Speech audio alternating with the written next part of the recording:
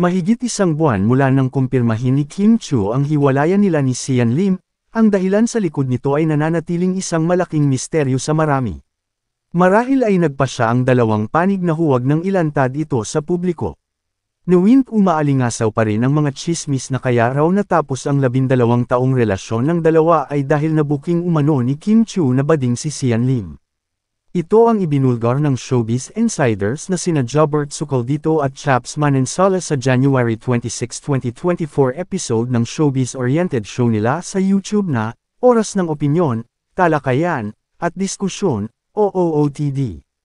Ayon sa talent manager na si Jobert, maugong umanong usap-usapan sa loob ng mga kaibigan nila sa showbiz na umano'y ang kasarian ni Sian ang dahilan kung bakit naghiwalay ito at si Kim. Ani Jobert, walang lumalabas na mga dahilan kung bakit sila naghiwalay. Pero matunag ang mga usap-usapan ng mga merits na kaya raw naghiwalay sina Kim at saka si Sian dahil nabuking daw ni Kim na si Sian Lim ay bading.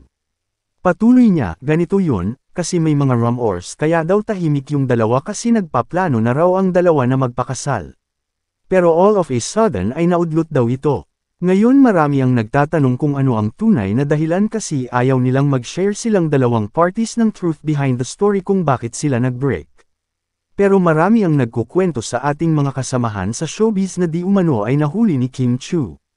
Nahuli ha, nabuking daw niya na bading si Sian. Sinabi naman ni Jobert na nagulat siya sa kumakalat na chismis na bading si Sian. Kaibigan daw kasi niya si Sian, at hindi siya naniniwala na bading ito. Aniya, nagulat ako, kasi unang-una, I know Sian. I don't think he's bading. I don't expect him to be gay. Sa kabilang banda, inamin naman ni Jobert na minsan na ring sumagi sa kanyang isip na bading si Sian. Pero hindi na raw niya ito tinanong kay Sian kung totoo ba. Aniya, syempre, inisip ko rin. Pero walang confirmation. Syempre, alam mo naman kami ni Sian, we're friends. Pero syempre kapag mga ganyang bagay ay hindi ko na hinahalukay. Ngunit kung bading daw talaga si Sian, hindi naman daw ito masama. Aniya, and if ever he's gay, so anong problema?